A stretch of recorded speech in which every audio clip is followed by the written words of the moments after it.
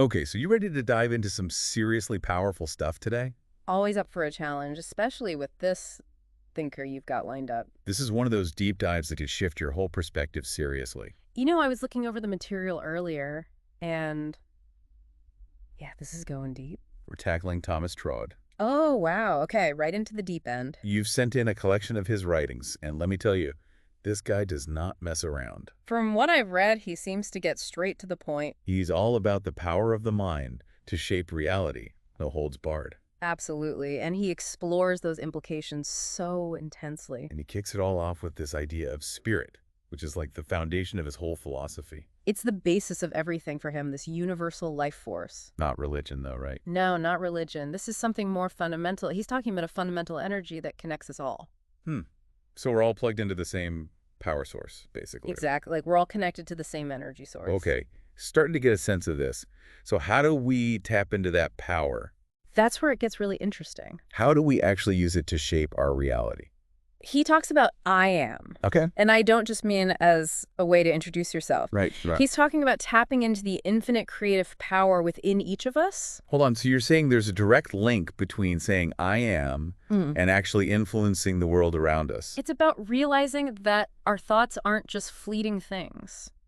That's a pretty bold statement. It is, and he uses this analogy of water or electricity. Okay. Incredibly powerful forces, but when undirected, they can be destructive. Right, like a flooded city. Exactly. But when harnessed, they create incredible things. So our thoughts are like this raw energy, and saying I am is how we consciously direct that energy. You got it. Okay, now I see what you meant about shifting perspectives. Because if I'm constantly thinking about lack, about not having enough, am I actually contributing to experiencing more lack? That's exactly what he would say. What? And on the flip side, if you focus your mind on abundance, on the good you want to see, you're aligning yourself with that energy. Interesting. This reminds me of the law of attraction, something Troward definitely had some opinions about, especially when it came to wealth and abundance. He talks about this difference between thinking money versus thinking opulence. What do you mean by that? So instead of just focusing on money, which he thought was too narrow a focus, Right. he wanted people to think about opulence. Okay, so it's not just about a bigger bank account then. What is opulence in Troward's view?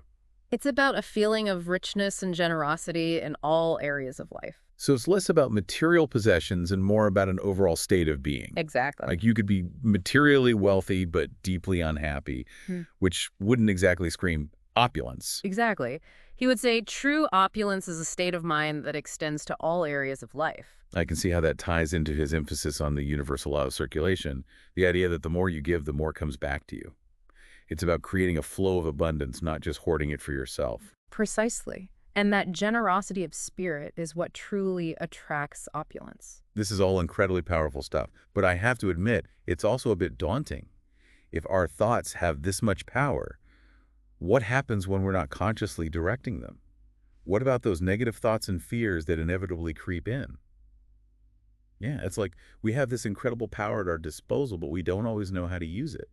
You've hit on a crucial point there because Schroders was very aware of the potential dangers of this hidden power. Right. He even went so far as to call it sorcery when used for selfish or harmful ends. Sorcery, that's a strong word. Makes it sound like something out of a fantasy novel. He wanted to emphasize that our thoughts have real consequences. As a judge, he saw this firsthand. Really? Yeah, he saw the effects of what he called malicious magnetism and psychological crime. So it's not just about positive thinking, it's about ethical thinking too. Exactly. With great power comes great responsibility, right? Our thoughts create a ripple effect, impacting not just ourselves, but everyone around us. That's true. Makes me think of that saying, your vibe attracts your tribe. Precisely. If you're putting out negativity, you're more likely to attract that back to you. And that brings us to one of his most intriguing and often, I think, misunderstood concepts, the Christ mystery. Okay, I have to admit, this one always throws me off a bit. Yeah. Is he talking about Jesus here? Because I thought we were talking about universal life force, not religious doctrine. You're right to be cautious. He's not advocating for a specific religion here. Okay. He's using this idea of the mystery of Christ to illustrate a point. Okay. It's about the power of the subconscious mind Got it. and the importance of aligning ourselves with what he calls the ultimate affirmative force. So not about Jesus the person, Yeah. but Jesus as a symbol of something larger. Exactly. He's pointing to the power of embodying certain qualities, Okay. like compassion, selflessness, love, Okay. not just as ideals, but as a way to tap into a higher level of creative energy. Interesting. So by aligning our thoughts and actions with these principles, we're essentially aligning ourselves with that universal life force, that spirit we talked about earlier. Precisely. He believed that alignment allows us to access our greatest potential. To become the best versions of ourselves. Exactly. Which reminds me of this idea that true wealth goes beyond just money and material things. He talks about different forms of wealth, right? Absolutely. He reminds us that true wealth encompasses spiritual, intellectual, and emotional richness. Even if you're not winning the lottery, you can still be wealthy in other ways. Exactly. Even if we're facing financial challenges, we can cultivate a spirit of opulence by sharing our unique gifts and talents. So it's not about denying the desire for material comfort, but recognizing that abundance is multifaceted. Yes. It's about recognizing and appreciating the abundance that already exists in our lives. The simple joys. Exactly. And sharing that freely with others. Now, Troward also talked about beauty as an expression of this harmony and power. Yes.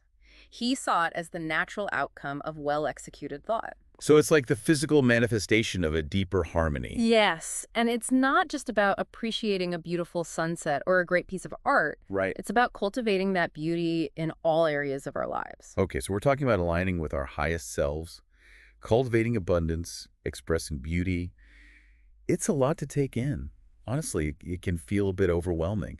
Where do we even begin to put all this into practice?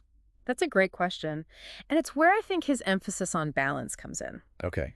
He uses a story from Browning's poetry, The Tale of Lazarus, to illustrate the importance of grounding these lofty ideals in practical action. Right, because it's one thing to have these profound spiritual insights, but we still have to live in the real world. Exactly. We have bills to pay, relationships to nurture, everyday tasks to handle. He wouldn't want us to get lost in a cloud of abstract ideas. So it's not about becoming some sort of detached monk meditating on a mountaintop? Not unless that's your calling. Right. It's about integrating these powerful concepts into our everyday actions and interactions. Not just thinking about abundance, but acting from a place of abundance. Not just understanding the power of I am, but using that power to create positive change. Precisely. And that brings us to the importance of recognizing our own completeness, something he emphasizes throughout his work. He's saying we're not incomplete beings striving for something outside ourselves. Yes. In completeness, he writes, we are complete in ourselves. And the reason why we fail to realize this is that we do not understand how far the self of ourselves extends. It's about recognizing that connection to that infinite source. Yes.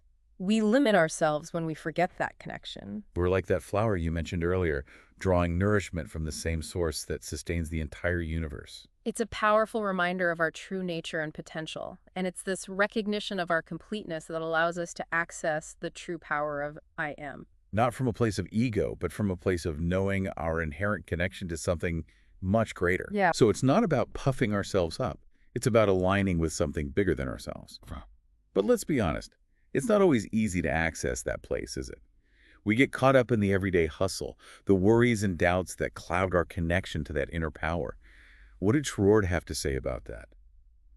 It's tough, to stay connected to that when there's so much going on around you.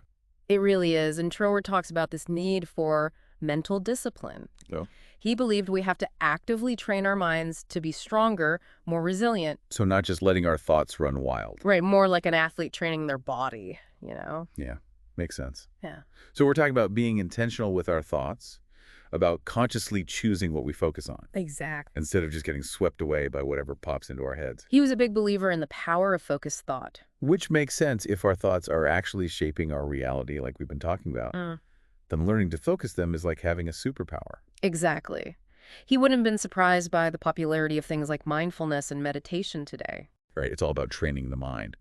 But how do we actually do that? How do we get better at directing our thoughts like that? He was a big advocate for visualization. Okay. Just like an athlete might visualize winning a race, he wanted people to create a mental picture of their desired outcome. So not just a vague hope, but a really clear picture. Yes, and not just see it, but really feel the emotions associated with it. So it's about creating that experience in your mind as if it's already happened. Exactly, and to hold that vision with unwavering faith. Okay, so where does desire fit into all of this? That's important. He didn't see desire as something negative. Okay. He saw it as a powerful creative force. Interesting. So that yearning, that desire for something more, it's not something to be afraid of. Right. In his book, Desire is the Motive Power, he writes, desire has fulfillment for its correlative, Wow. meaning that inherent within every desire is the seed of its own fulfillment. It's not about suppressing our desires, but understanding them. Exactly. And aligning them with our values and then using our minds to help bring them to life. So we're back to this idea of focused thought again. If we can direct our energy towards what we want and hold that vision with intention, we can actually make it happen. Now you're getting it, but there's a catch. Now, there's always a catch.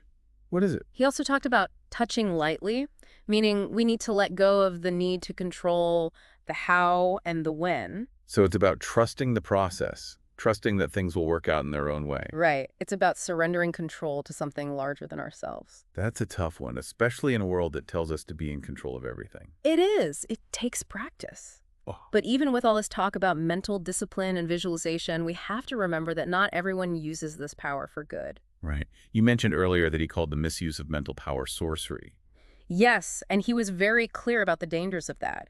He said inflicting harm through thought is just as damaging, if not more so, than physical harm. And sadly, we see examples of that all the time, don't we? People using their words, their influence, to manipulate and control others. It's a real danger. And it highlights the importance of discernment, of being mindful of our own mental state. And making sure our intentions are good. Exactly. We have to use these tools responsibly. It's like we have a responsibility to master our own minds, to not be controlled by our negativity or by the negativity of others, but to use this power for something positive. Yes. To become a force for good in the world.